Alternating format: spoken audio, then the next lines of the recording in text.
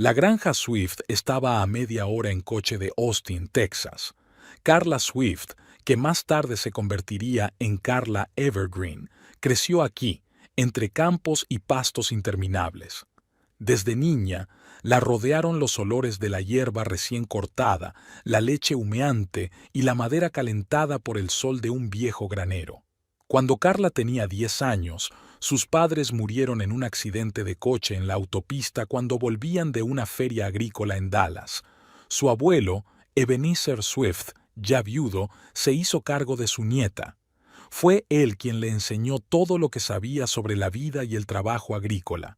Ebenezer era un hombre de la vieja escuela, taciturno, testarudo e increíblemente trabajador. Si quieres que algo se haga bien, hazlo tú mismo, le gustaba decir, comprobando metódicamente cada pequeño detalle de la granja. Incluso cuando contrataba empleados, nunca se relajaba, siempre pendiente de cada proceso. Carla no tardó en adoptar su forma de entender los negocios.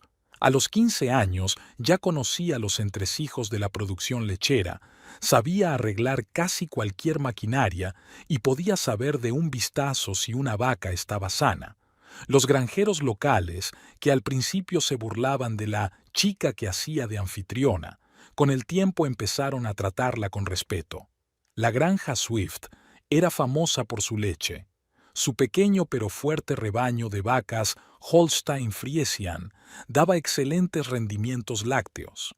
Ebenezer siempre decía que el secreto de una buena leche era sencillo: vacas felices e instalaciones limpias. Carla aprendió esta lección con firmeza, como había aprendido muchas otras. En la escuela, no era la favorita de los profesores ni la reina del baile. Sus manos, acostumbradas al trabajo duro, no se maquillaban bien, y su único perfume durante mucho tiempo fue el olor a heno y viento de verano. Pero Carla nunca sufrió por ello. Trabajar en la granja le producía auténtico placer. Después del instituto, podría haber ido a la universidad. Su abuelo ahorraba dinero para sus estudios, pero Carla decidió quedarse. ¿Para qué necesito un diploma?, decía a sus amigas. Ya tengo una profesión y el trabajo de mi vida. Ebenezer no comentó su decisión, solo abrazó más fuerte a su nieta por los hombros. A los 40 años, Carla se había convertido en una auténtica granjera. Conocía el valor del trabajo duro y sabía tomar decisiones difíciles. Su carácter, como el de su abuelo, era inquebrantable, pero no rígido. Los trabajadores la respetaban por su imparcialidad y su capacidad para asumir cualquier tarea. Exteriormente, se parecía poco a la típica granjera tejana de los folletos publicitarios. Alta, enjuta, con un bronceado perpetuo y movimientos rápidos y seguros. Llevaba el pelo corto para que no le estorbara en el trabajo. Vaqueros y camisas de cuadros, porque es cómodo, sin maquillaje. No hay tiempo para maquillarse cuando hay que levantarse a las 5 de la mañana. La granja era su vida, su pasión y su futuro. Cada mañana, cuando salía al porche de la vieja casa, respiraba el olor del rocío y se sentía absolutamente feliz. Este era su mundo, claro, correcto y honesto. Conocía cada rincón de esta tierra, recordaba el nombre de cada vaca del rebaño y estaba segura de que viviría aquí el resto de su vida. Carla nunca aspiró a casarse. Si aparece el hombre adecuado, bien; si no, viviré así, decía a sus pocas amigas cuando intentaban presentarle al próximo buen chico. No creía en los romances de las novelas de amor, prefería las cosas sencillas y comprensibles. Eso era lo que había sido antes de conocer a Colin Evergreen, una mujer que se mantenía firme sobre sus pies y sabía exactamente lo que quería de la vida. Nada hacía pensar que su vida fuera a cambiar. Pero ya se sabe que al destino le gusta dar sorpresas incluso a quienes no las necesitan en absoluto. Colin Evergreen se presentó en Swift Farm en plena primavera. Llegó en un flamante Ford azul con el logotipo de la empresa lechera en la puerta, vestido con un traje planchado, completamente fuera de lugar aquí. Carla estaba terminando de comprobar el sistema de refrigeración de la unidad lechera cuando él entró, con cuidado de no ensuciarse los lustrosos zapatos. El representante de Texas Dairy Products parecía un hombre que no hubiera visto una granja de verdad en su vida. Se movía inestablemente de un pie a otro, claramente temeroso de estropearse los pantalones, y miraba con recelo a los trabajadores que pasaban a su lado. Carla no pudo contener una sonrisa al ver su confusión. «Señorita Swift», le tendió la mano, pero la retiró rápidamente al notar los restos de aceite de máquina en las palmas. «Solo Carla», respondió ella, limpiándose las manos con un trapo. Colin empezó a hablar de las ventajas de trabajar en su empresa, pero se distrajo con el ruido de la maquinaria y el mugido de las vacas. Ebenezer, al oír el ruido, salió de su despacho. Escuchó en silencio la propuesta del joven, le hizo algunas preguntas precisas sobre los precios y las condiciones del contrato, y luego le invitó bruscamente a quedarse a comer. «No se pueden mantener conversaciones de negocios con el estómago vacío», declaró. Durante el almuerzo, Colin se fue relajando poco a poco. Resulta que creció en los suburbios de Houston, en una familia de maestros de escuela. Llegó al negocio de los productos lácteos por casualidad. Un amigo le sugirió que probara suerte en las ventas. Pensé que sería fácil, recorrer las tiendas y ofrecer leche, pero resultó que hay que entender todo el proceso de producción, admite. Carla se dio cuenta de que bajo la fachada oficial había un interlocutor bastante interesante. Colin sabía escuchar y hacer las preguntas adecuadas. Estaba realmente interesado en el proceso de producción de leche y Carla, sin esperarlo, le hizo un pequeño recorrido por la granja. «Y este es nuestro orgullo, Betsy». Carla le condujo hasta un corral donde pastaban unas grandes vacas blancas y negras. «La mejor productora de leche del condado». Colin acercó cautelosamente la mano al hocico del animal, y Betsy hundió su húmeda nariz en la palma de su mano de forma amistosa. «Te ha reconocido», sonrió Carla. «¿Y tú?», preguntó Colin de repente, mirándola a los ojos. Su primera cita fue una semana después de firmar el contrato. Colin trajo los documentos y, como si nada, invitó a Carla a cenar en la ciudad. Ella aceptó, sorprendida por su decisión. Hablaron en el restaurante hasta la hora de cierre. Resultó que tenían mucho de qué hablar además del trabajo. Colin viajaba a la granja más a menudo de lo que exigía el trabajo. A veces se quedaba sentado en el despacho, observando cómo Carla se ocupaba de sus asuntos. «Eres como un director de orquesta», dijo una vez, «dirigiendo esta elaborada orquesta, y todo obedece a tu ritmo». Carla se limitó a desentenderse, pero le gustó la comparación. Ebenezer observó el desarrollo de su relación en silencio. Una tarde llamó a su nieta a su despacho. «Es urbano», dijo el abuelo, fumando su pipa. «Creciendo en el asfalto, nunca entenderá la tierra». Carla permaneció en silencio, pero se dio cuenta de que su abuelo podía tener razón. Colin, sin embargo, parecía estar intentando de verdad comprender su mundo. Colin le propuso matrimonio a los 6 meses de conocerse. Sin pompa ni romanticismo, simplemente le preguntó durante la cena si quería ser su esposa. Carla dijo que sí con la misma facilidad. Ninguno de los dos era propenso a los gestos estridentes ni a las ceremonias fastuosas. La boda fue modesta, solo amigos íntimos y familiares. Colin insistió en que la ceremonia se celebrara en la granja, lo que le valió a Ebenezer una mirada de aprobación. Carla llevó un sencillo vestido blanco y añadió a su ramo flores silvestres recogidas por la mañana en el prado. Después de la boda, se mudaron a la casa Swift. Carla no podía abandonar la granja y a Colin no parecía importarle. Siguió trabajando como representante de ventas, ahora como director regional. Su carrera iba viento en popa. La empresa valoraba su capacidad para conectar con los agricultores. Al principio, su matrimonio parecía la unión perfecta. Colin aportaba una nueva corriente de vida a la mesurada vida de la granja, nuevas ideas para el desarrollo del negocio, conexiones en la ciudad, una visión moderna de la gestión. Carla, por su parte, era el ancla que mantenía la granja a flote. Por las tardes se sentaban a menudo en el porche a hablar del día anterior. Colin hablaba de las noticias de la ciudad, de los planes de la empresa y de las nuevas tecnologías de producción lechera.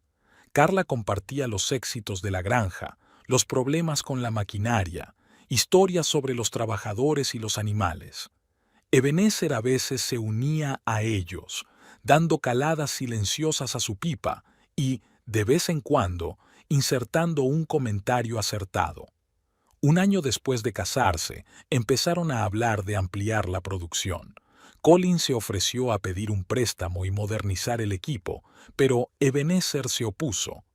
No se puede arriesgar algo que se ha construido durante generaciones, dijo.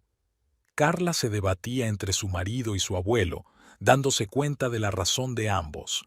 Los campesinos recibieron a Colin con recelo. Para ellos seguía siendo un forastero, un hombre de ciudad que decía las palabras correctas pero no conocía la tierra. Pero eso no parecía importarle. Pasaba la mayor parte del tiempo viajando por negocios de la empresa.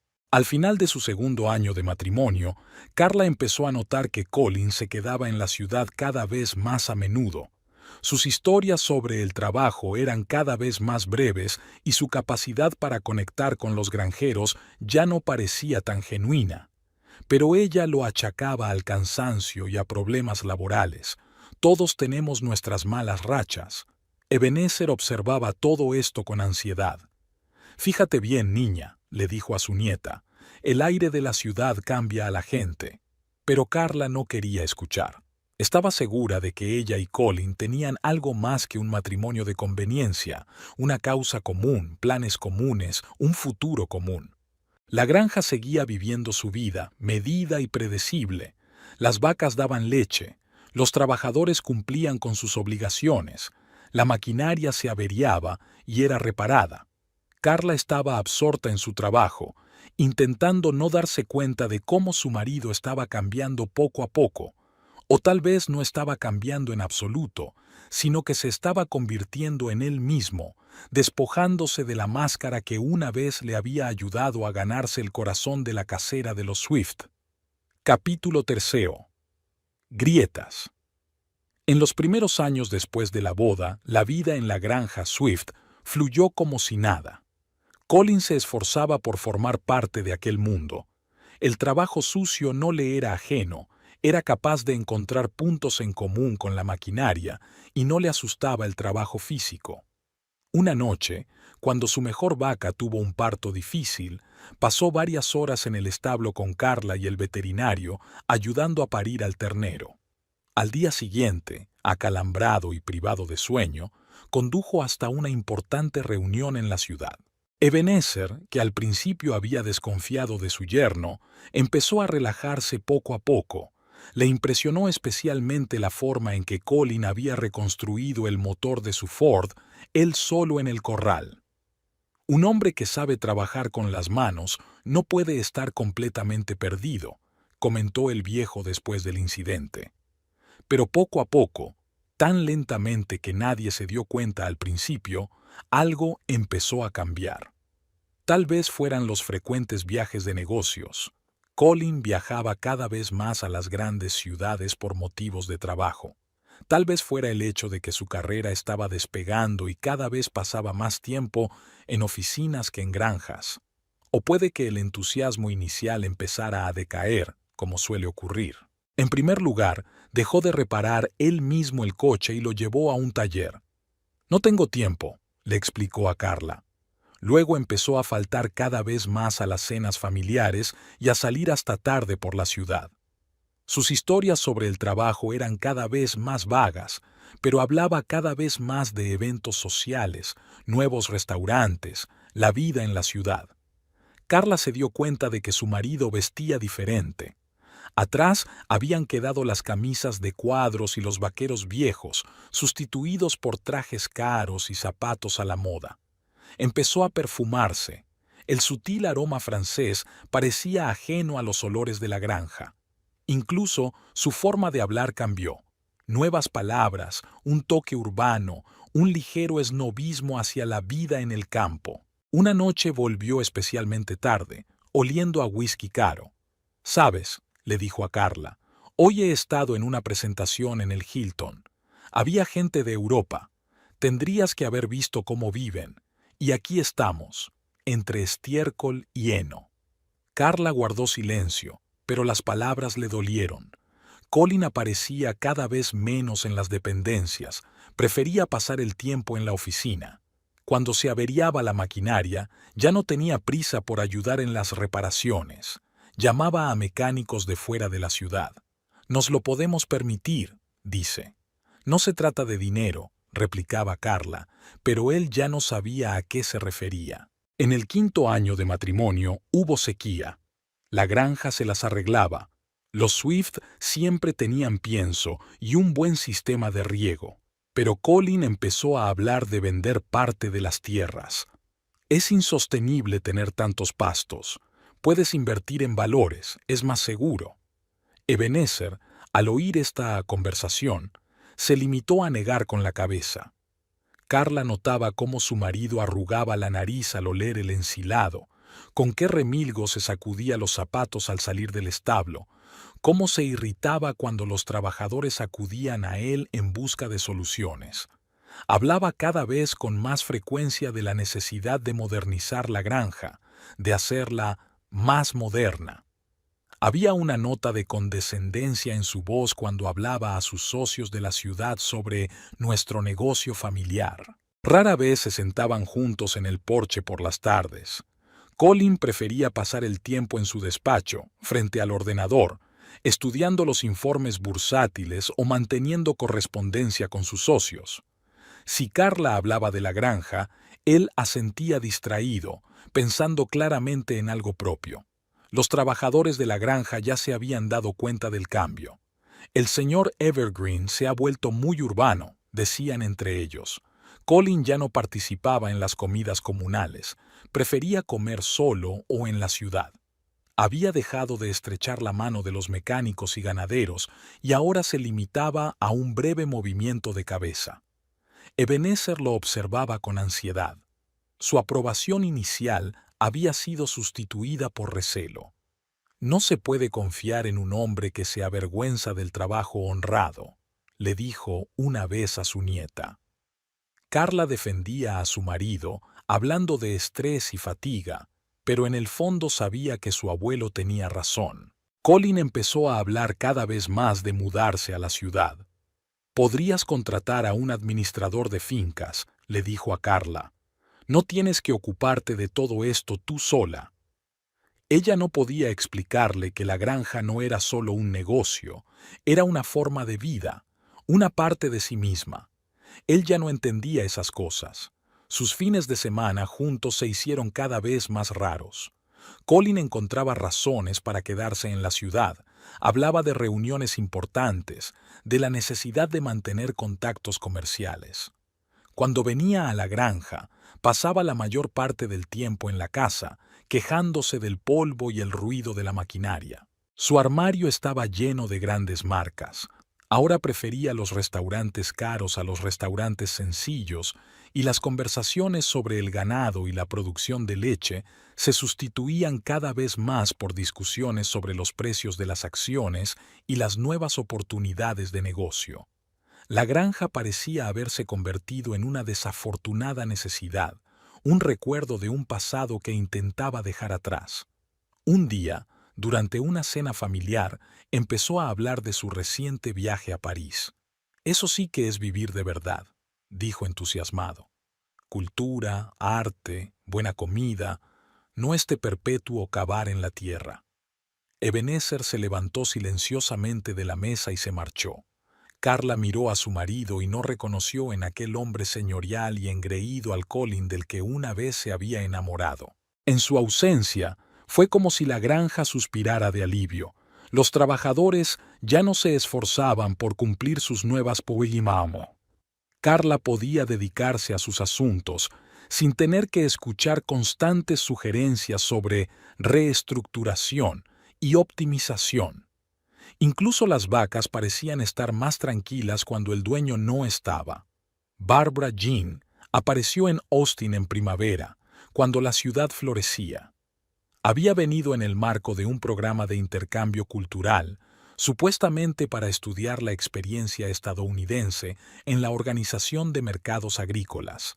Alta, esbelta, con una mata de pelo rojizo y un ligero acento francés, atrajo inmediatamente la atención de la comunidad empresarial local. Su primer encuentro con Colin fue en una cena de negocios organizada por la Cámara de Comercio. Barbara estaba sentada a 2 asientos de él, hablando de granjas francesas y de lo bonita que era la Provenza. Colin no podía apartar los ojos de ella.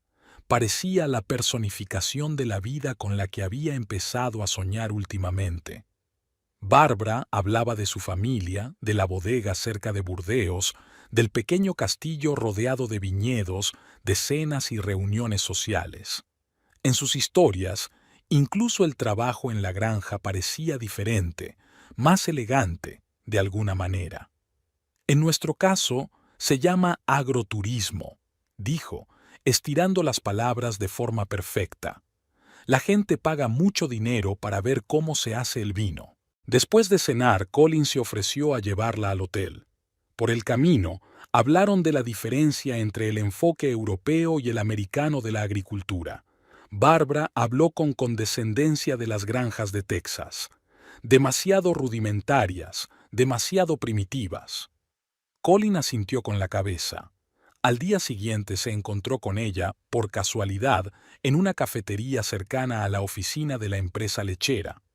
Barbara estaba sentada en una mesa junto a la ventana, removiendo elegantemente su café con una cuchara.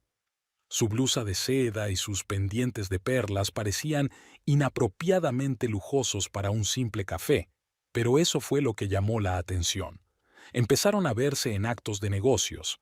Barbara tenía el don de aparecer exactamente donde estaba Colin. ¡Ah, qué casualidad!, exclamaba, moviendo sus largas pestañas. Poco a poco, los encuentros se hicieron más frecuentes y menos casuales. Colin encontraba cada vez más motivos para quedarse en la ciudad.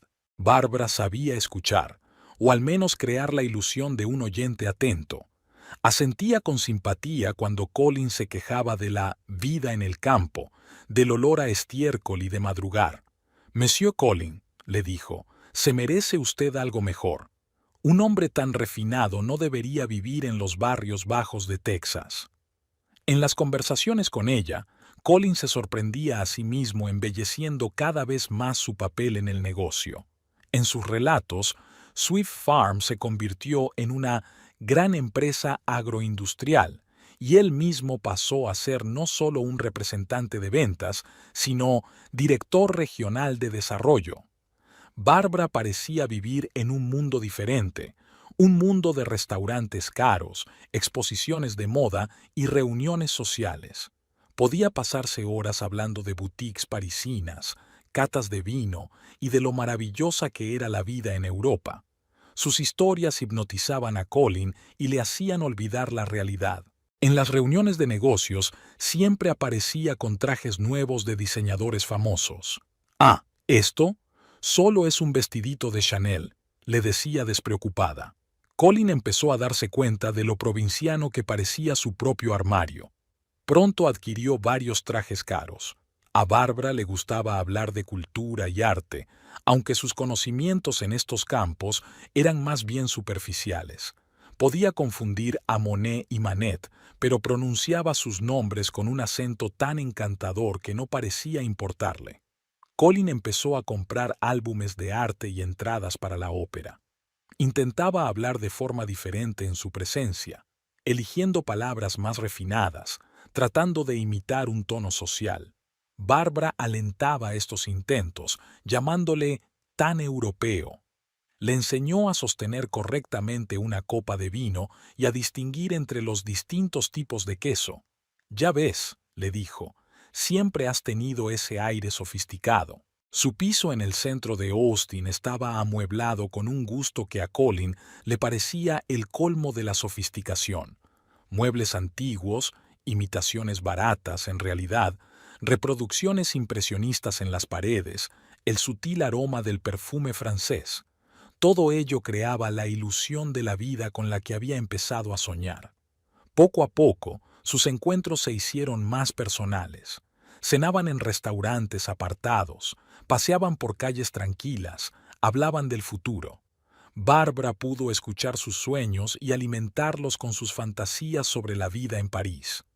Imagínate, le decía, un cafecito en Montmartre, croissants por la mañana, paseos por el Sena. En sus relatos, Francia aparecía como un país de vacaciones eternas y placeres refinados. Guardaba silencio sobre el hecho de que su castillo familiar no era más que una vieja granja, y su vieux, una pequeña parcela de tierra con algunas hileras de viñas. Pero Colin nunca trató de verificar sus historias. Encajaban demasiado bien con sus sueños. Bárbara nunca preguntó por Carl. Si Colin mencionaba a su mujer, ella desviaba hábilmente la conversación hacia otro tema. En su mundo no había sitio para una simple granjera, como llamaba mentalmente a Carla. El propio Colin rara vez pensaba en casa, prefería sumergirse en el ilusorio mundo del chic francés. Ella sabía cómo crear la impresión de casualidad en todo. Encuentros fortuitos, roces fortuitos, cumplidos fortuitos. Pero detrás de esta aparente espontaneidad había un claro cálculo. Bárbara veía en Colin su billete hacia una vida mejor y metódicamente le llevó a tomar una decisión que les cambiaría a ambos. Ebenezer Swift empezó a rendirse imperceptiblemente. Primero empezó a despertarse un poco más tarde de lo habitual. Luego dejó de revisar él mismo los potreros lejanos, dejándoselo a los trabajadores. Su andar, siempre firme y seguro, se hizo un poco más lento, pero su carácter seguía siendo el mismo. Revisaba los informes meticulosamente, daba consejos precisos y podía pasarse horas sentado en su despacho planificando el trabajo de la granja. Carla notó estos cambios, pero trató de no mostrarlo. Simplemente empezó a visitar a su abuelo más a menudo, a llevarle documentos para que los firmara, a aconsejarle sobre pequeñas cosas, no porque ella necesitara consejo, sino para que él se sintiera necesario. Ebenezer lo comprendió, pero aceptó la preocupación de su nieta con la misma dignidad silenciosa con la que hacía todo en su vida.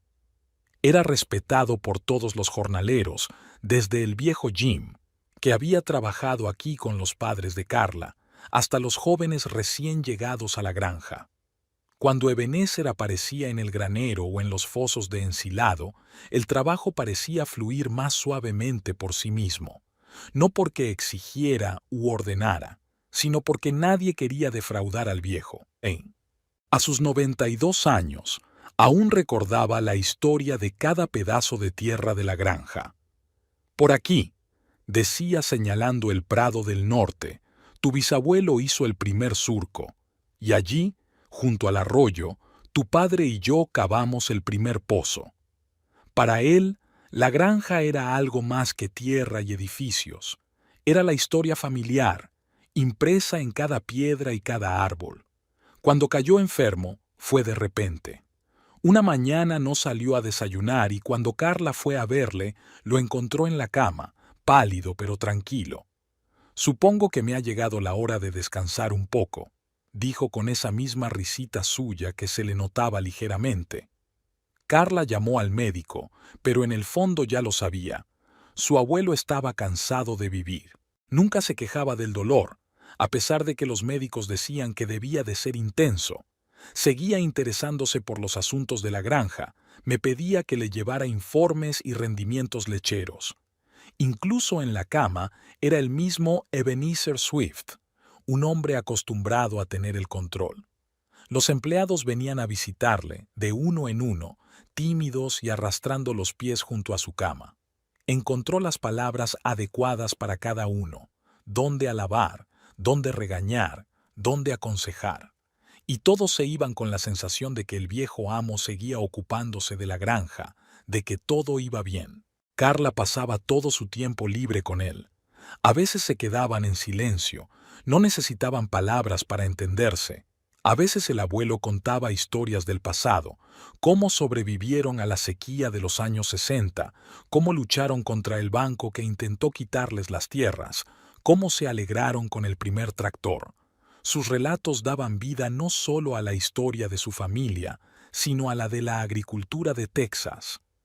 Colin rara vez aparecía por la habitación de su abuelo.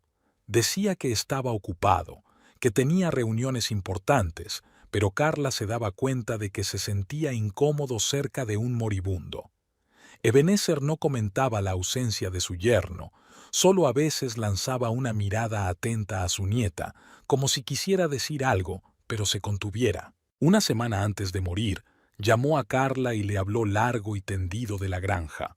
No sobre la producción de leche y los beneficios, sino sobre el alma de este lugar, sobre la responsabilidad con la tierra y la gente que la trabajaba. «Recuerda, chica», le dijo, «una granja no es solo un negocio, es algo vivo, que se siente cuidado y traicionado». Carla asintió, tragándose las lágrimas. En los últimos días había caído a menudo en el olvido, pero incluso entonces seguía preocupándose por los negocios.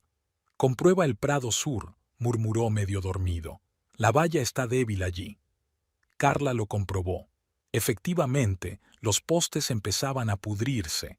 Incluso muerto, el abuelo seguía siendo el amo. Se fue en silencio mientras dormía. Una mañana, cuando los primeros rayos de sol empezaban a atravesar las cortinas, no se despertó. Su rostro estaba tranquilo. Parecía dormitar, pensando en otro plan para mejorar la granja. La noticia de su muerte recorrió la granja en un santiamén. Los trabajadores se reunieron fuera de la casa, en silencio y sin sombreros. El viejo Jim lloraba sin pudor. Incluso las vacas parecían sentir algo aquel día. La producción de leche era más baja de lo habitual. Carla aguantó. Organizó el funeral, aceptó condolencias, se aseguró de que el trabajo en la granja no se detuviera. Su abuelo no habría aprobado el tiempo de inactividad.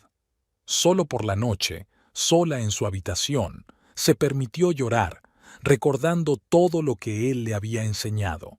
Ebenezer Swift vivió una larga vida y murió tan honrosamente como vivió, sin rendirse, sin quejarse, preocupándose hasta el final por el trabajo de su vida.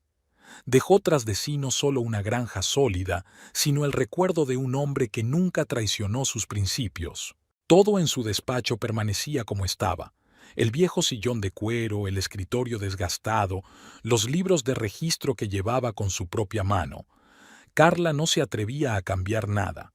El espíritu de Ebenezer Swift parecía seguir aquí, custodiando la granja y a sus habitantes.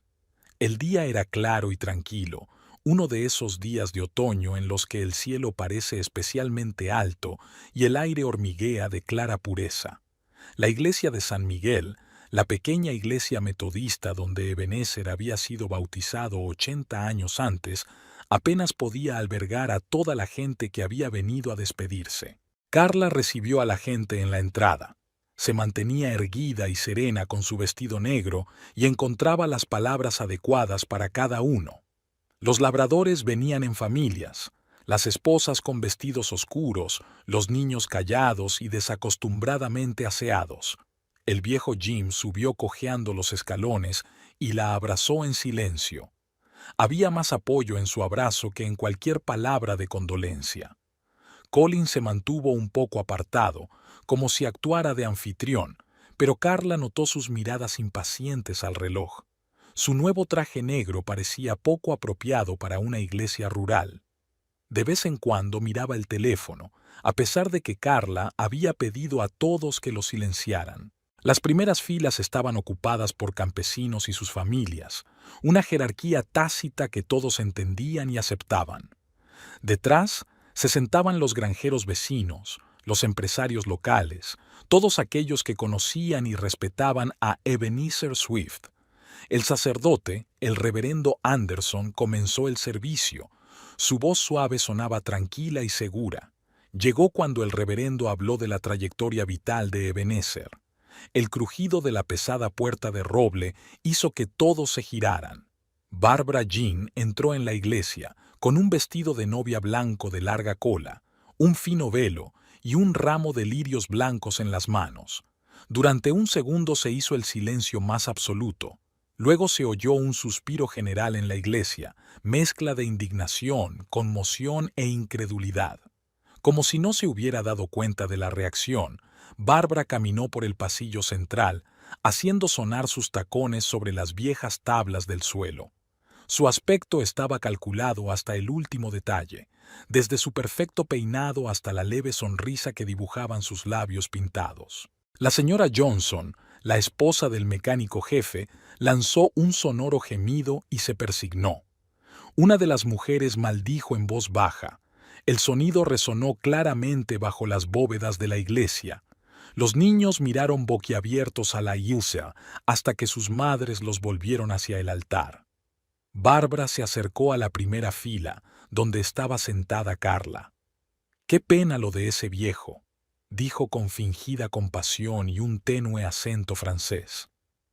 Había una mueca de desprecio mal disimulada en su voz. Se volvió hacia Colin y le tendió la mano. «Ven, cariño, esto está muy cargado». Colin se levantó. La iglesia estaba tan silenciosa que podía oír el zumbido de alguna avispa. No miró a nadie, ni a Carla, ni al cura, que permanecía inmóvil con la Biblia abierta, ni a los labradores, cuyos rostros eran una mezcla de ira y desprecio. Simplemente cogió a Bárbara del brazo y se dirigió hacia la salida. Caminaron por el pasillo, ella con un vestido blanco ondeante y él con un caro traje negro. El penacho del vestido se arrastraba por el suelo, pegado a los bancos. Nadie dijo nada, pero el aire de la iglesia parecía tenso. Carla permanecía sentada, sin moverse. Su rostro no expresaba nada, ni dolor, ni ira, ni sorpresa. Solo los dedos que aferraban el libro de oraciones estaban blancos de tensión. El viejo Jim, que estaba sentado detrás de ella, le tocó suavemente el hombro, un gesto silencioso de aliento. Cuando la puerta de la iglesia se cerró tras la pareja que se marchaba, el reverendo Anderson tosió y continuó el oficio. Pero el ambiente había cambiado irrevocablemente. Ya no se trataba solo de un funeral, sino de un momento en el que toda la congregación era testigo de una traición tan desvergonzada que rayaba en el sacrilegio. Después del servicio, en la comida conmemorativa en el centro comunitario, nadie mencionó directamente lo que había sucedido, pero todos se sintieron obligados a acercarse a Carla, a decirle unas palabras de ánimo, a demostrarle que no estaba sola. Las esposas de los trabajadores estaban alrededor de las mesas con comida, los hombres reunidos en pequeños grupos, hablando en voz baja. Bill Henderson, el propietario de una granja vecina, anunció en voz alta que estaba dispuesto a ayudar en lo que hiciera falta. Recibió el apoyo de otros granjeros. El banquero local, el señor Patterson, se llevó a Carla aparte y le aseguró que todos los préstamos agrícolas se mantendrían en las mismas condiciones. Sabemos que la granja Swift está en buenas manos. Los trabajadores se acercaron a Carla uno por uno. Nadie dijo mucho, pero había apoyo en cada mirada, en cada apretón de manos. «Estamos con usted, señorita Carla», dijo en voz baja el joven Tim, nuevo en la granja. «Díganos lo que necesita». Los demás asintieron. Las mujeres la rodearon de una protección invisible pero fiable. La señora O'Brien, la esposa del veterinario jefe, trajo un pastel recién hecho. «Tienes que comer, querida». Sarah Johnson se sentó a su lado y le cogió la mano. Melanie, la hija del viejo Jim, se encargaba en silencio de la organización. Se aseguraba de que todos tuvieran suficiente comida y bebida, contestaba al teléfono, anotaba quién había traído qué. Hacia el atardecer, cuando la mayoría de los invitados se habían dispersado, Las esposas de los trabajadores se reunieron en la cocina del centro comunitario. Lavaron los platos, colocaron las sillas, ordenaron las cosas y hablaron de cómo Ebenezer había construido la granja, de cómo Carla había crecido ante sus ojos, de cómo era una vergüenza ir a un funeral vestida de novia. «Francés, ajá», resopló la SRA. Johnson, fregando la bandeja del horno con vigor. «Probablemente nunca ha estado en París. Yo la he visto así, solo vestidos y perfume y un viento en la cabeza». Los demás asintieron, pero nadie habló en voz alta. No era ese tipo de día. A última hora de la tarde, cuando Carla volvió por fin a casa, había gente esperándola en el porche. Varias familias de trabajadores habían decidido, sin consenso, pasar la noche en la casa. «Todo vale», explicó el viejo Jim. «No es bueno que la casera esté sola en un día como hoy». A Carla no le importaba. Realmente no quería estar sola en ese momento. Su dormitorio daba al Prado Norte, el mismo donde su bisabuelo había arado su primer surco. A la luz de la luna, podía distinguir las siluetas de las vacas pastando como manchas oscuras sobre la hierba plateada. En algún lugar, a lo lejos, se oía el traqueteo de un generador diésel. La granja vivía su habitual vida nocturna, pasara lo que pasara. Mientras tanto, un coche caro circulaba a toda velocidad por la autopista que conducía a Austin. El vestido de novia blanco estaba tirado descuidadamente en el asiento trasero. Bárbara sonreía satisfecha mientras miraba por el retrovisor. Colin conducía, apretando el volante y mirando solo hacia adelante. No hablaron, ya estaba todo dicho. Nada había cambiado en el despacho de Ebenezer desde la última vez que había salido de allí. Carla se sentó en su silla, revisando los papeles del viejo secretaire. No buscaba nada en particular, solo intentaba sentir la presencia de su abuelo y averiguar qué hacer a continuación. Las monedas de oro las había encontrado por casualidad. Había un panel oculto en el cajón inferior del secretaire. Carla lo había golpeado mientras guardaba viejos recibos. Detrás del panel había una cajita de galletas Dutch Mill, de las que se horneaban en la ciudad en los años 50. Había monedas en la caja, viejas, pesadas, con perfiles apenas legibles de gobernantes muertos hacía mucho tiempo. Doblones españoles, louis-d'ors franceses, quidones ingleses, un pequeño tesoro coleccionado por varias generaciones de la familia Swift. Carla conocía la historia desde la infancia. Su tatarabuelo, uno de los primeros colonos de la zona, había empezado a coleccionar monedas de oro antes de la Guerra Civil, no por codicia, sino por precaución. El papel moneda va y viene, decía, pero el oro siempre es oro. Cada generación añadía algo a esta colección. El abuelo de Carla contaba cómo su padre había trocado algunas monedas a un comerciante que pasaba por allí durante la Gran Depresión. El hombre no conocía el verdadero valor del oro viejo. El propio Ebenezer añadió un par de ejemplares raros comprados a un numismático en los años 60. Las monedas nunca fueron solo dinero. Eran la historia de una familia, la encarnación material del trabajo y la perseverancia de varias generaciones. Cada moneda tenía su propia historia. Mi abuelo las recordaba todas y a veces se las contaba a su nieta en las largas tardes de invierno. Algunas monedas eran especialmente valiosas, no tanto por el oro como por su rareza. 3 doblones españoles de la época de Carlos IV, con un defecto de acuñación apenas perceptible, eran el orgullo de la colección. Ebenezer había dicho que solo quedaban unos pocos en el mundo. Carla cogió con cuidado una de las monedas. El oro estaba caliente, como si estuviera vivo. Recordaba a su abuelo enseñándole esas monedas cuando era niña, sin dejar que las tocara, pero sí que las mirara. «No es solo dinero», le decía. «Es un recuerdo, de los que vinieron antes que nosotros, que construyeron esta granja, que creyeron en el futuro». La colección era conocida entre los lugareños, no en detalle, pero todos sabían que los Swift tenían algunas monedas antiguas. Ebenezer nunca ocultó su existencia, pero tampoco hizo alarde de ellas. Para él, era una herencia familiar que había que conservar y transmitir. Carla hojeó las monedas y un plan se formó lentamente en su mente. No era malvado ni vengativo, solo justo, pensó. Recordó cómo Colin se había interesado una vez por las monedas, no por su historia, sino por su valor. Recordó la expresión de sus ojos cuando su abuelo mencionó el valor de las piezas raras. Los 3 doblones yacían en la palma de su mano, pesados, como si estuvieran cargados de una vieja tristeza y una nueva determinación. Carla conocía cada rasguño de su superficie, cada rasgo de la acuñación.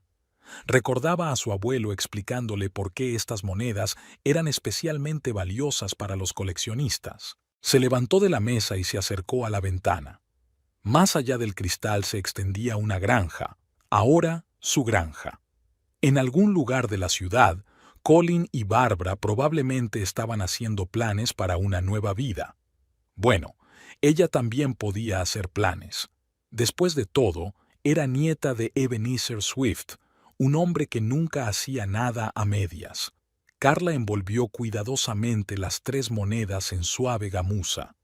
Devolvió el resto de su colección a la caja y la escondió en otro lugar. Tenía sus propios escondites en esta vieja casa. Luego se sentó ante el escritorio de su abuelo y empezó a escribir una declaración para la policía. Su letra era firme, sus palabras seguras y claras, sin histeria, sin acusaciones, solo hechos, sobre la colección de monedas antiguas, sobre su valor histórico, sobre el hecho de que tras la muerte de su abuelo las 3 piezas más valiosas habían desaparecido. Cuando terminó de escribir, volvió a leer la declaración. Todo estaba redactado de forma clara y concisa, tal y como le había enseñado su abuelo. Nunca actúes deprisa, solía decir. Un buen plan es aquel que puedes pensar con calma de principio a fin. Al atardecer, se sentó en el porche durante largo rato, contemplando la puesta de sol. En algún lugar de la casa sonaba un viejo reloj, el mismo que había medido el tiempo durante generaciones de vencejos. Carla pensó en su abuelo, en sus lecciones, en cómo le había enseñado a ser fuerte. A veces, había dicho, hay que tomarse la justicia por tu mano. Las vacas mugían en el establo. Era hora de ir al ordeño vespertino. Carla se levantó y se cuadró de hombros. Tenía una granja que mantener. Había gente que creía en ella. Y había un plan, sencillo y claro, como todos los planes de Swift. En el bolsillo de su chaqueta de trabajo había monedas envueltas en gamuza, testigos mudos de la historia que pronto desempeñarían su papel en un nuevo capítulo de esa historia. Carla bajó del porche y se dirigió al granero. El trabajo no espera, pase lo que pase en la vida. La comisaría de Austin estaba vacía y fresca. El sargento de guardia, que conocía a los Swift de los días en que había ayudado a su abuelo a enfrentarse a intentos de robo de ganado, saludó a Carla como a un viejo conocido. Escuchó atentamente, sacudió la cabeza y anotó el testimonio. Le interesó especialmente la descripción detallada de las monedas.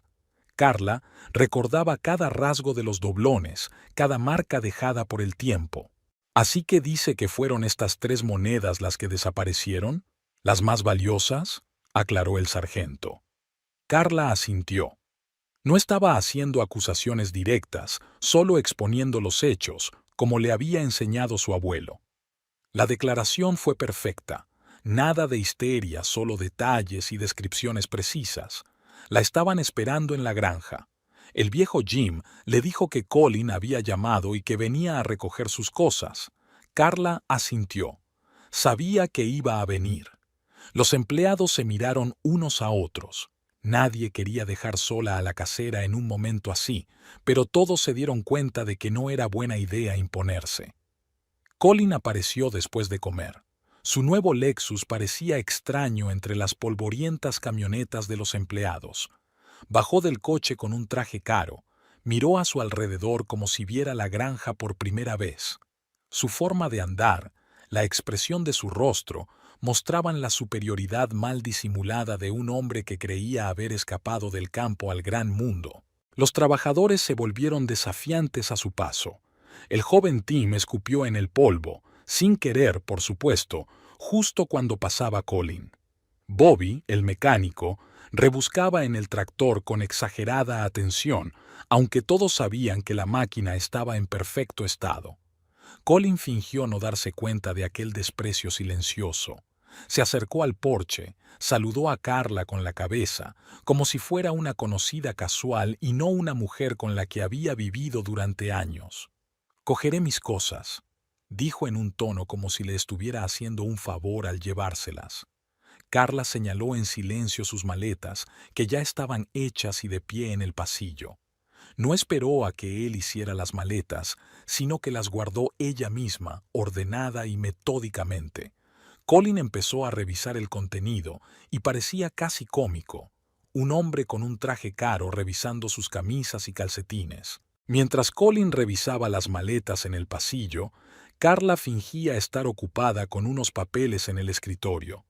El viejo Jim apareció como por casualidad en la puerta principal, apoyado en la jamba. Observó a Colin con una mirada dura que hizo que Colin empezara a inquietarse, guardando las cosas con inquietud y descuido. Mientras Colin se distraía comprobando los bolsillos de su chaqueta, Carla se acercó tranquilamente a la maleta, aparentemente para corregir un objeto que se había movido de su sitio. Las monedas se deslizaron bajo el forro, en algún lugar donde no pudieran verse por accidente. «Dicen que algunas cosas encuentran su propio camino a casa», dijo Jim en voz baja, mirando por la ventana.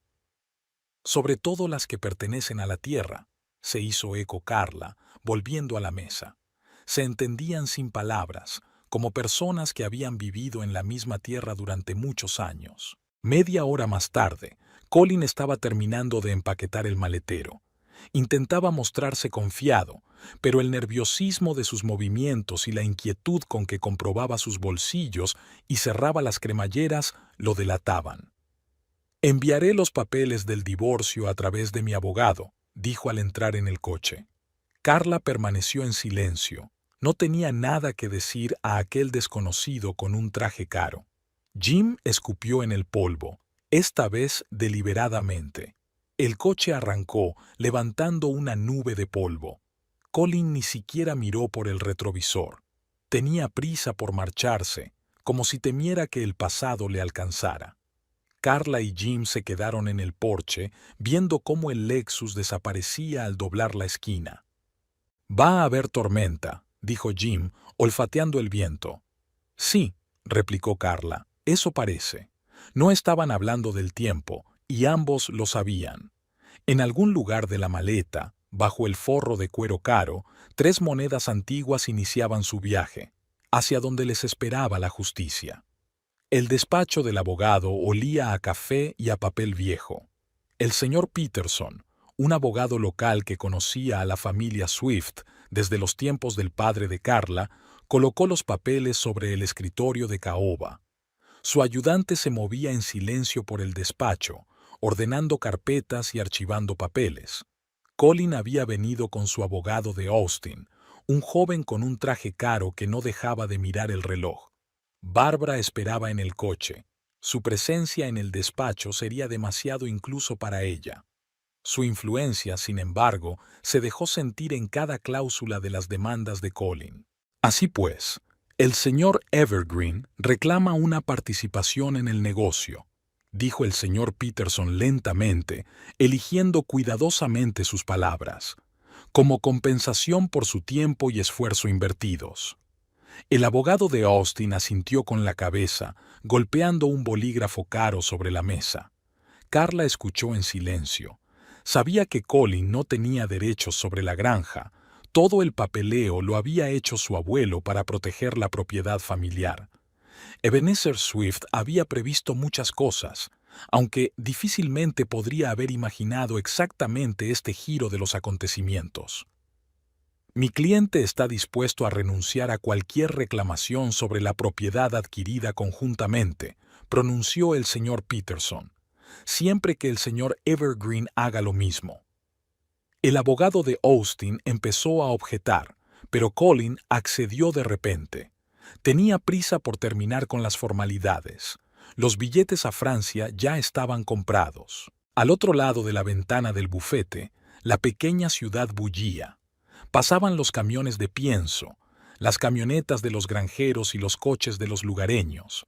La vida ordinaria transcurría sin que nadie se percatara de los papeles que se firmaban en el fresco despacho, rompiendo los lazos que antes parecían irrompibles. Entre firma y firma, Colin salió a hacer una llamada. A través de la ventana pudo verle de pie junto a su coche, hablando animadamente con Bárbara. Ella reía con la cabeza echada hacia atrás, imaginando claramente su futura vida en París. El señor Peterson aprovechó el momento para servirle a Carla una taza de café. Tu abuelo estaría orgulloso de ti. Te mantienes honorablemente. Carla se limitó a asentir. No necesitaba palabras. El viejo abogado la conocía desde niña y entendía más de lo que demostraba. Una vez firmados todos los papeles, Colin se apresuró a marcharse. En la puerta se detuvo un segundo, como si quisiera decir algo, pero cambió de idea. Quizá quería disculparse, quizá quería explicar algo, o tal vez solo quería asegurarse de que todo había terminado.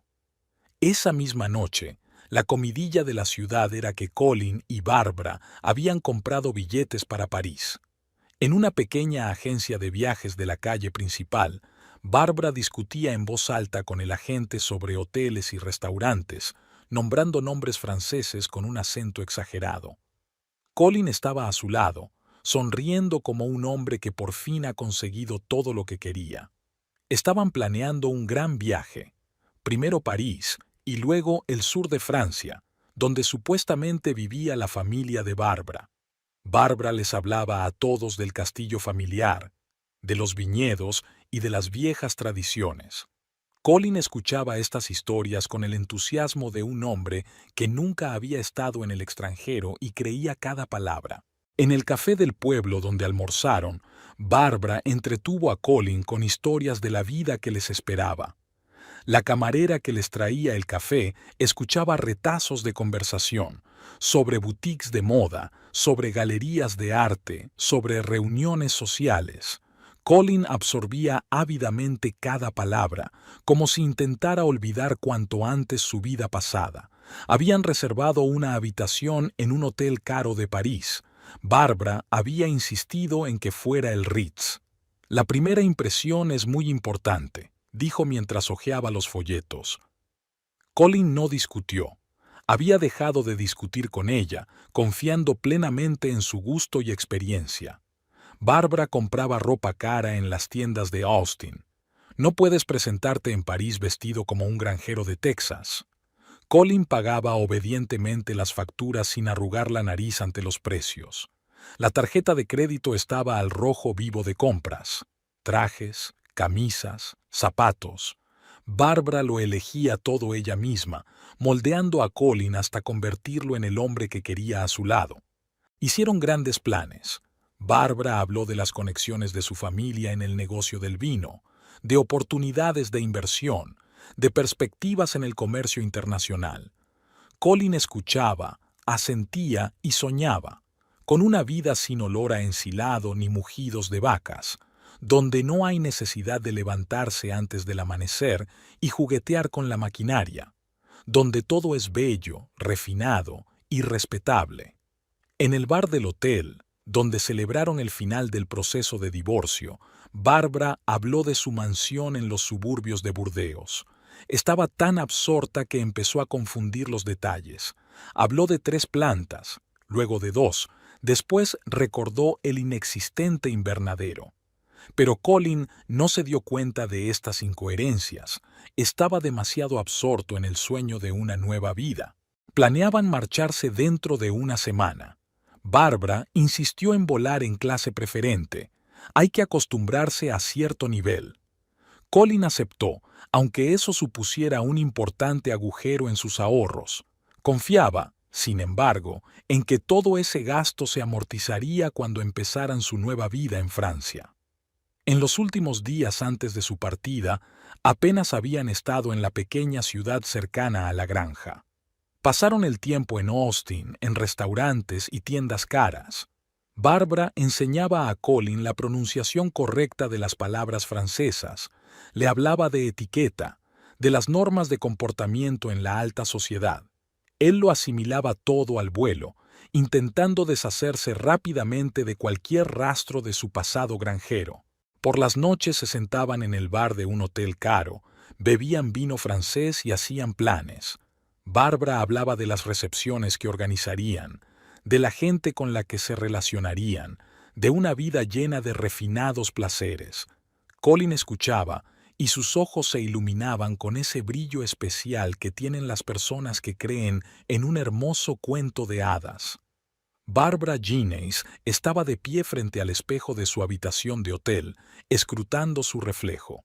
No, esta blusa no era adecuada para volar a París. Demasiado sencilla, demasiado americana. Tiró la blusa despreocupadamente a la creciente pila de ropa que iba a dar a la asistenta. Colin había ido al banco. Algo sobre transferencias de dinero y cuentas internacionales. Barbara no se interesaba por esas minucias. Estaba más interesada en saber si tendría tiempo de concertar una cita con su peluquero antes del vuelo. En París tendría su propio estilista, por supuesto, pero la primera impresión era muy importante. Hojeó una revista de papel satinado y vio fotos de mansiones en los suburbios de París. En algún lugar, entre aquellas lujosas casas, Colin y ella encontrarían su lugar. Barbara imaginó cómo recibiría a los invitados en el elegante salón. Tendría que encargar los muebles adecuados de inmediato. Esos americanos no entendían nada de estilo. Sonó el teléfono, un mensaje de la prima Marie. ¿Estás segura de ese americano? Barbara arrugó la nariz. Marie siempre había sido una pesada. Siempre dudando, siempre haciendo preguntas incómodas. Gran cosa. Había exagerado el tamaño de la casa familiar en Burdeos, pero Colin es tan manejable. Una criada llamó a la puerta, trayendo el champán que había pedido. Barbara sacó un pintalabios del bolso. No se puede beber champán con los labios sin pintar, es indecente. Se pintó los labios con diligencia, faltándole solo un poco. En París, la maquillaría un profesional. Colin volvió del banco con cara de preocupación. Dijo algo sobre tipos de cambio y restricciones en las transferencias. Barbara no le hizo caso.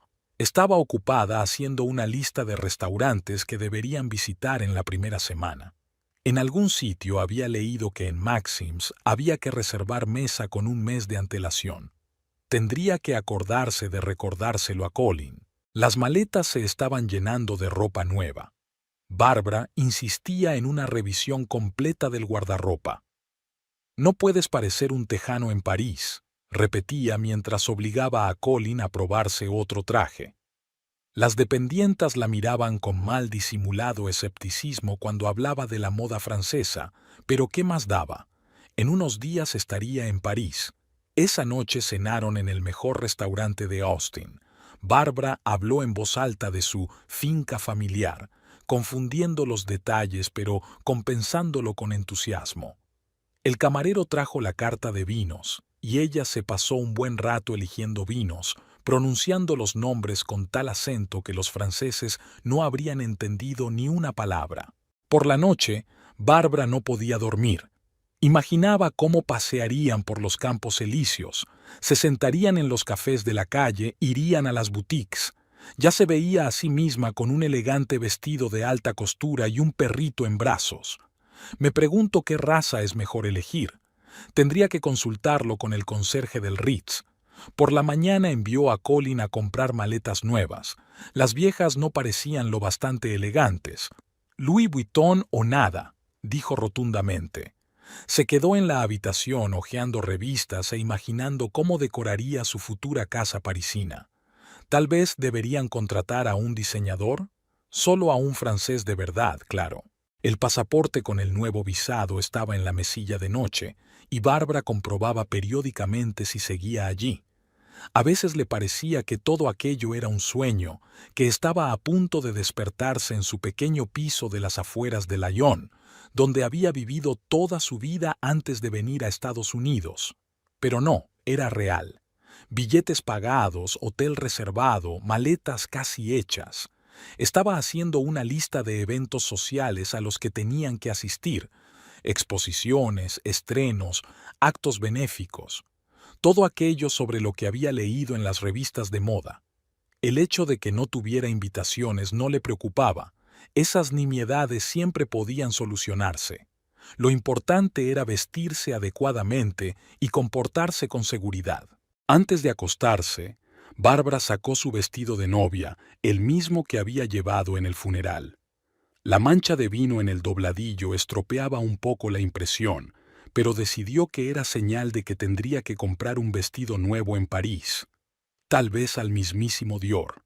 Colin no podría negarse, nunca decía que no. El aeropuerto internacional de Austin bullía con el ajetreo habitual.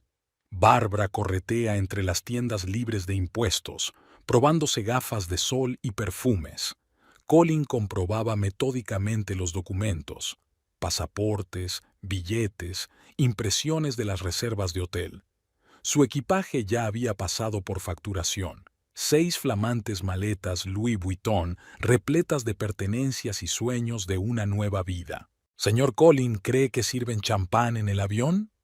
Bárbara se colgó de su brazo, agitando sus nuevas gafas de sol. En clase preferente, por supuesto, contestó él distraído, revisando de nuevo sus papeles. Algo le preocupaba, pero no sabía qué era. En el control de pasaportes les pararon. El funcionario miró los documentos durante demasiado tiempo y luego miró a Colin. «Un momento, señor». Levantó el auricular del teléfono y pronunció unas palabras en voz baja. Bárbara golpeó impaciente el suelo con el pie. «Señor Evergreen». Los 2 agentes de aduanas aparecieron como de la nada. «Acompáñenos, por favor. Ha habido algunas preguntas sobre su equipaje». «¿Cómo que preguntas?», intervino Bárbara. «Tenemos un avión dentro de 2 horas. Vamos a llegar tarde a París».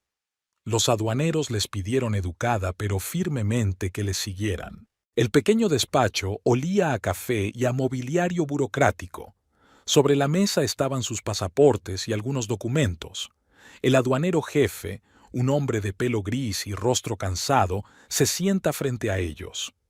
«Señor Evergreen, durante la inspección de su equipaje se han encontrado objetos de valor histórico». Puso una bolsa transparente sobre la mesa. En su interior, 3 monedas de oro brillaban tenuemente. «¿Qué es esto?». Colin se inclinó hacia adelante. «Doblones españoles de la época de Carlos IV», respondió tranquilamente el aduanero. «Ejemplares muy raros. Tienen un defecto de acuñación característico».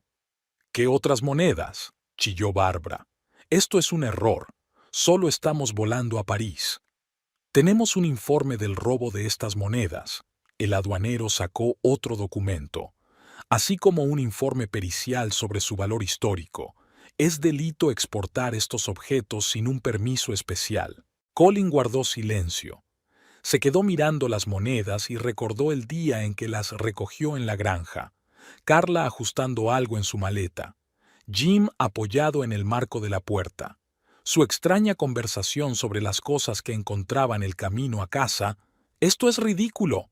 Bárbara se levantó de un salto. «Somos gente decente. Tenemos una habitación reservada en el Ritz. Exijo un abogado. Que demande un avocat». 2 policías entraron en el despacho. El detective, que se presentó como John Myers, colocó un documento delante de Colin. «Esta es una orden de arresto, señor Evergreen. Tiene derecho a permanecer en silencio». «Es toda ella, ¿verdad?», gritó de repente Bárbara. «Esa granjera. ¿Ella lo preparó?». Nadie contestó. Los policías levantaron cortés pero firmemente a Colin de la silla.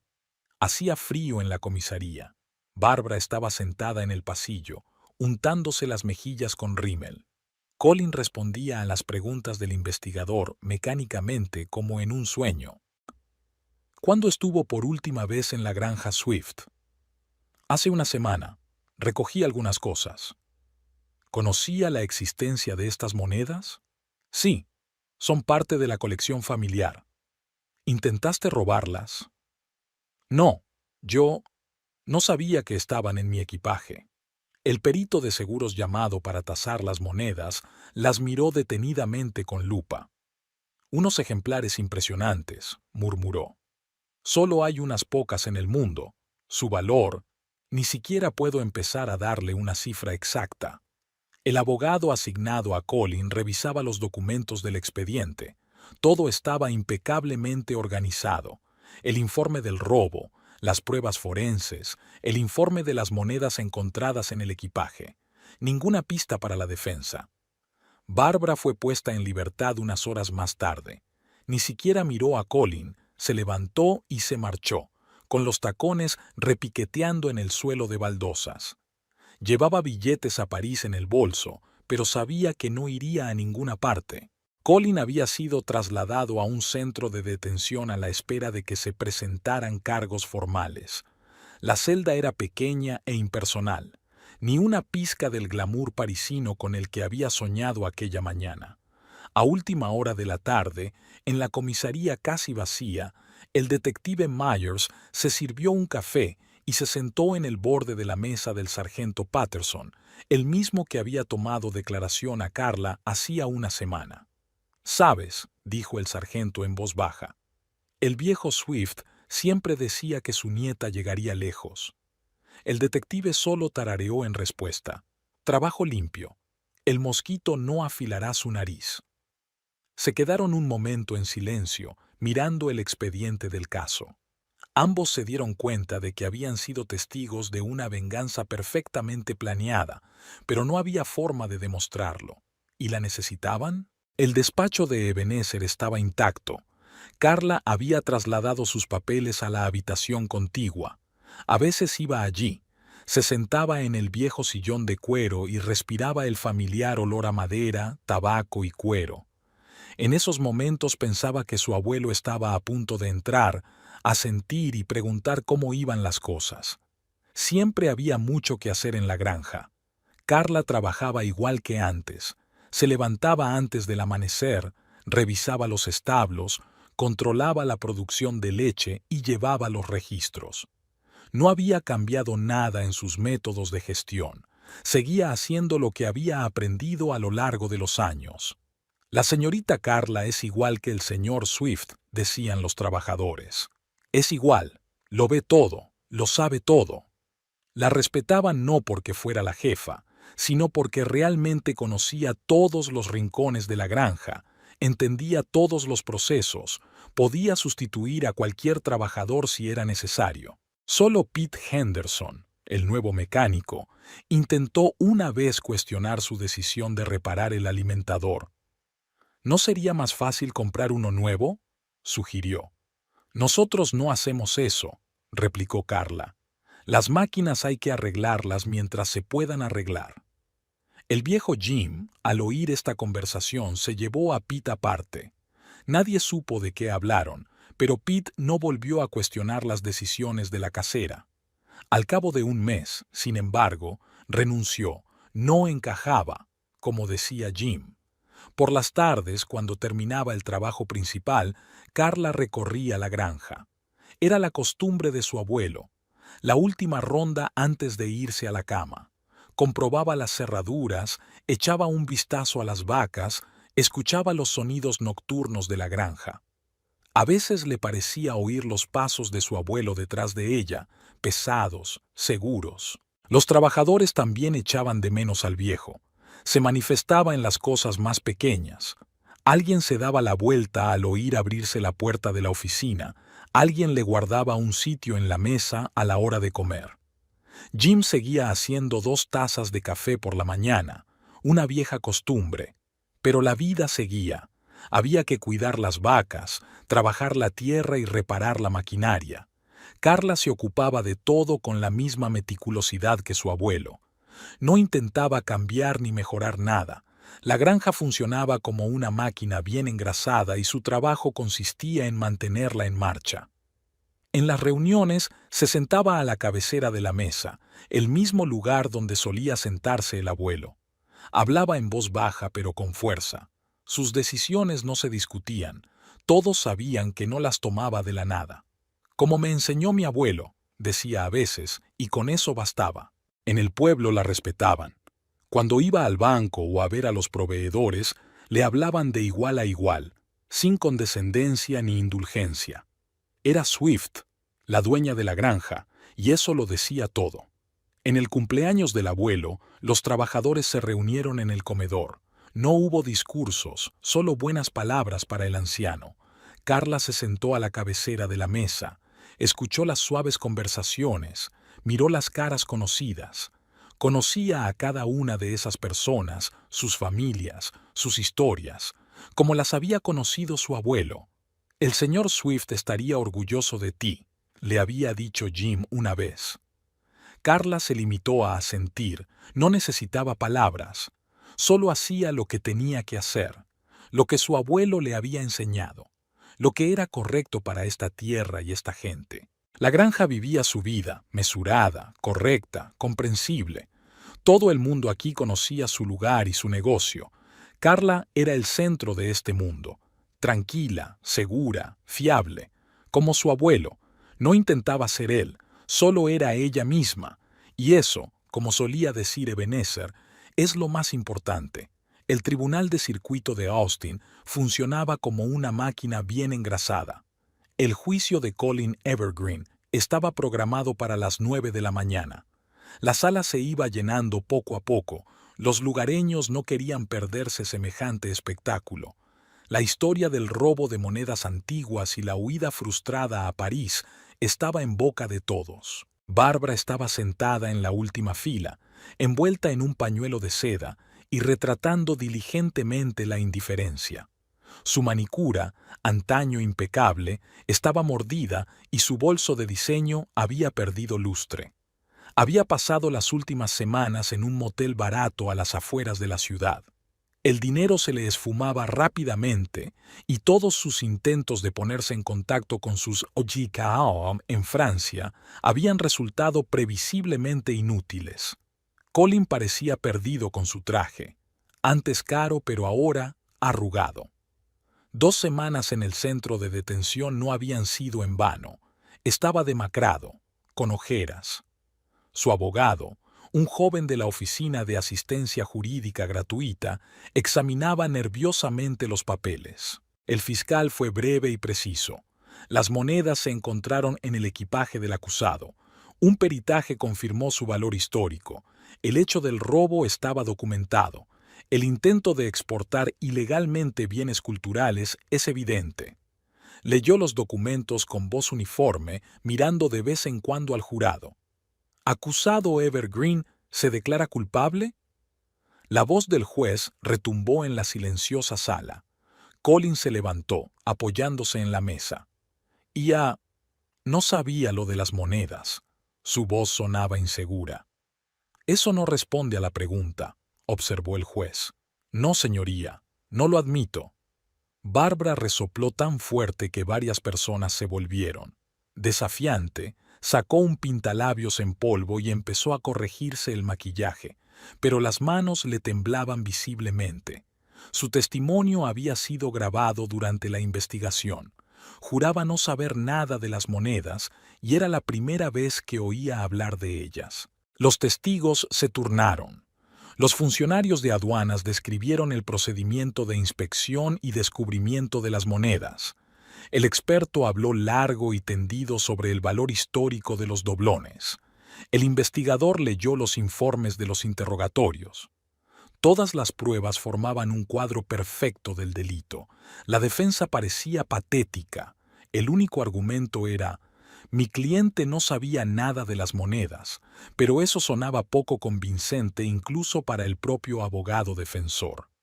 Colin estaba sentado con la cabeza gacha y no parecía estar escuchando lo que ocurría. Sus sueños parisinos se desmoronaban como un castillo de naipes. Cuando se dio por terminada la sesión, Bárbara salió corriendo al pasillo. Necesitaba fumar, un nuevo hábito que había adquirido desde la detención de Colin. En la máquina de café se topó con un periodista del periódico local. «Mademoiselle Ginet, ¿es cierto que planeaba...?» Bárbara la interrumpió con un estridente «sin comentarios» y corrió hacia la salida, con los tacones repiqueteando en el suelo de mármol. Su acento francés se había difuminado notablemente y su pelo tenía un mechón gris que no había tenido tiempo de pintar. Tras una pausa, el fiscal presentó documentos financieros, billetes a París, reservas en el Ritz, extractos de la tarjeta de crédito de Colin. Todo hablaba de los preparativos para huir. El acusado planeaba salir del país con objetos de valor pertenecientes a la familia Swift, concluyó. El jurado deliberó brevemente. Bárbara solo había conseguido fumarse un cigarrillo cuando fueron llamados de nuevo a la sala. El veredicto fue unánime. Culpable. El juez anunció la sentencia. 3 años de prisión con posibilidad de libertad condicional al cabo de 1 año. Colin acepta la sentencia en silencio. Solo cuando se lo llevaban se volvió para intentar encontrar a Bárbara, pero su asiento en la última fila ya estaba vacío. Salió de la sala en cuanto se anunció el veredicto, sin esperar a que terminara la sesión. Aquella noche, en el bar del motel, Bárbara intentó olvidar el día. El camarero limpiaba las copas con indiferencia, mientras ella hablaba a quien estuviera dispuesto a escucharla de su chateau en Burdeos y de cómo se lo enseñaría a todos los demás. Su acento francés se hacía más fuerte con cada copa de vino. Y en su celda de la cárcel del condado, Colin estaba tumbado en la estrecha litera, mirando al techo. Pensó en la granja, en Carl, en las monedas escondidas en el forro de su maleta. En algún lugar de su mente se dio cuenta de que aquella era la venganza perfecta, fría, calculada y perfectamente legal, tal y como el viejo Swift le había enseñado. Carla estaba estudiando las escrituras de la propiedad vecina, la abandonada granja de cerdos McCormick. El viejo McCormick había muerto antes de terminar el proyecto, y sus herederos estaban sumidos en deudas y litigios. La situación era confusa, pero ahí residía la oportunidad. Robert Jacobs, especialista en transacciones inmobiliarias complejas, se sentó frente a ella en su despacho y le explicó pacientemente el plan. Un préstamo garantizado por una parte de una granja en funcionamiento, una compra de las deudas de los McCormick y, a continuación, un arrendamiento con derecho a compra. Sus largos dedos se deslizaban sobre los documentos, señalando claramente los puntos clave. «Hay un riesgo», dijo con su característica voz baja, «pero es calculable». Sus fríos ojos grises reflejaban interés profesional. Le encantaban los retos. Carla apreciaba su franqueza. Nada de adornos, solo hechos y cifras. Jacobs acudía a la granja cada vez con más frecuencia, ya fuera para aclarar detalles, comprobar documentos o inspeccionar la propiedad. Se movía por la granja con una confianza inesperada para un hombre de ciudad, pisando con facilidad el barro e ignorando los olores. Su caro traje parecía fuera de lugar, pero no lo era. Los trabajadores le observaban furtivamente. «Igual que ese actor del cine», susurraron las mujeres, «solo que el nuestro es más serio». Jacob se parecía al famoso actor danés. Los mismos rasgos faciales afilados, la misma mirada penetrante. Pero, a diferencia del personaje de la película, no estaba actuando, era real. En una de las reuniones, Jacobs detectó un error en los cálculos del contratista que intentó inflar el presupuesto. «O corriges los números o demando a tu empresa», le dijo tranquilamente. No era una amenaza, solo una afirmación. El contratista palideció y corrigió el presupuesto. Carla apreciaba su profesionalidad. Nunca llegaba tarde.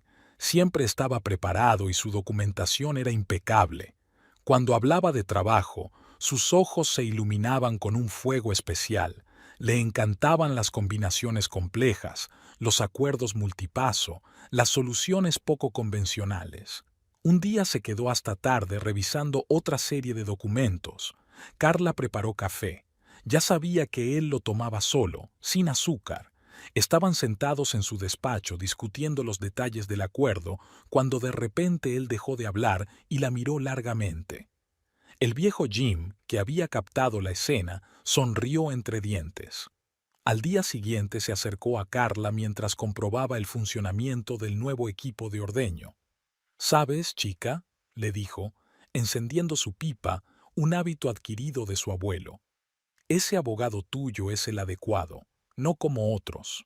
Carla quiso objetar, decir que Jacobs solo se ocupaba del trato, pero Jim sacudió la cabeza. «Llevo 40 años en esta granja, me doy cuenta». Dejó escapar una bocanada de humo. «Mira la tierra como tú, la evalúa, la calcula, la respeta. Un chico de ciudad, pero entiende». El acuerdo avanzaba. Jacobs desenredaba metódicamente los nudos legales, elaboraba planes de financiación, negociaba con bancos y contratistas. Cada vez con más frecuencia, Carla se encontraba esperando a que llegara, escuchando el sonido del coche que se detenía. Nunca hablaba de cosas personales, solo de trabajo, solo de negocios. Pero a veces, cuando estaban sentados revisando papeles, la mano de él le tocaba el brazo como por casualidad, o le sostenía la mirada un poco más de lo necesario, o se pasaba media hora más discutiendo detalles que podrían haberse resuelto por teléfono. Los empleados fingían no darse cuenta, pero cuando llegó Jacobs, el trabajo en la granja fue especialmente fluido. Las mujeres ordenaban la oficina con sumo cuidado. Los hombres se cuidaban de no hacer ruido con la maquinaria cerca de las ventanas. Todo el mundo se dio cuenta de que la señora podría estar ocupándose de su vida personal. Carla no hacía planes. Había aprendido a ser prudente después de la historia con Colin. Pero había algo en Jacobs, su franqueza, su profesionalidad, su capacidad para ver las cosas en su esencia, que le tocaba la fibra sensible. Era diferente, urbano, sí, pero, como le había enseñado su abuelo, lo más importante era que un hombre fuera real. Colin salió de la cárcel de madrugada. 1 año en libertad condicional por buena conducta. Intentaba ser el preso perfecto. Bárbara no se había reunido con él. Hacía tiempo que se había ido al oeste, llevándose lo que quedaba de sus ahorros. Carla sabía que vendría. En un pueblo pequeño todo el mundo lo sabe todo. Se reunió con él en la oficina.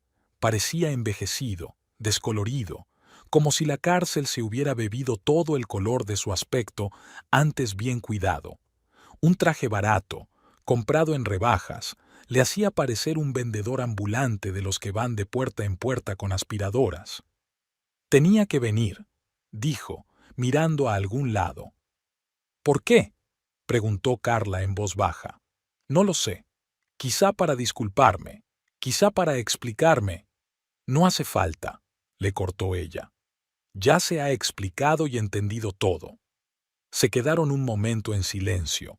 Fuera de la ventana, la granja era ruidosa. Los trabajadores preparaban la maquinaria para el ordeño vespertino. A lo lejos, las vacas mugían. Sonidos familiares, propios, los mismos de los que una vez había deseado escapar. «¿Sabes?», dijo Colin por fin. «Realmente te quería, ¿verdad? Por aquel entonces al principio». Carla asintió. «Lo sé. Es solo que amabas más tus sueños». Él se sacudió como si le hubieran dado un puñetazo. Ella siempre sabía cómo dar en el blanco. Era su último encuentro. Ambos se dieron cuenta. Colin se dio la vuelta y caminó hacia la salida, encorvado, perdido, en absoluto parecido al hombre seguro de sí mismo que una vez había llevado su corazón a la ciudad para romperlo por una hermosa ilusión. Una semana más tarde, Robert Jacobs apareció en la granja antes de lo habitual. Se dirigió directamente al taller donde el viejo Jim jugueteaba con el tractor.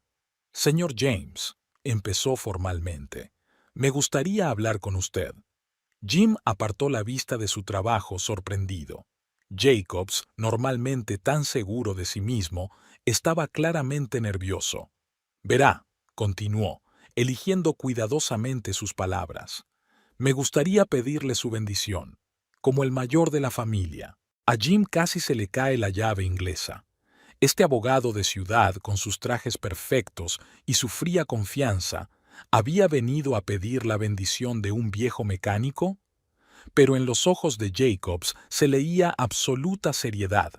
La quiero, dijo Robert con sencillez, y respeto las tradiciones de esta tierra. Eres la persona más cercana a la familia. La conoces desde niño, tu opinión es importante. Jim tosió, tratando de ocultar su emoción. Por primera vez en años, no sabía qué decir. Esa noche, cuando Carla pasó a ver cómo iban las reparaciones, Jim todavía estaba en un leve estado de shock. ¿Sabes?, dijo, fumando su pipa. Ese Jacobs tuyo tiene razón, de pies a cabeza. Carla sonrió. Sabía que ese era el mayor elogio en boca del viejo mecánico. Robert le propuso matrimonio al día siguiente, sin demasiado romanticismo, directa y honestamente, como hacía con todo. Estaban junto al corral donde pastaban los terneros. Te quiero, dijo, y yo amo esta tierra. Cásate conmigo. Carla lo miró, alto, fuerte, absolutamente seguro de sus sentimientos. No le estaba prometiendo París y una vida hermosa. Le estaba ofreciendo compartir el presente con ella, el trabajo, las preocupaciones, las responsabilidades. Le ofrecía estar a su lado, en lo bueno y en lo malo, como dicen los viejos votos. La noticia corrió por toda la granja al instante. Los trabajadores sonríen, se felicitan, se dan palmadas en los hombros. Las mujeres se enjugaban furtivamente las lágrimas. Su ama había encontrado por fin la felicidad, correcta, real, tan fuerte como la propia tierra. La vida en la granja Swift continuó, como siempre, llena de trabajo, preocupaciones y planes para el futuro. Pero ahora había algo nuevo en ese futuro, la tranquila y profunda felicidad de dos personas que habían encontrado la una en la otra exactamente lo que buscaban.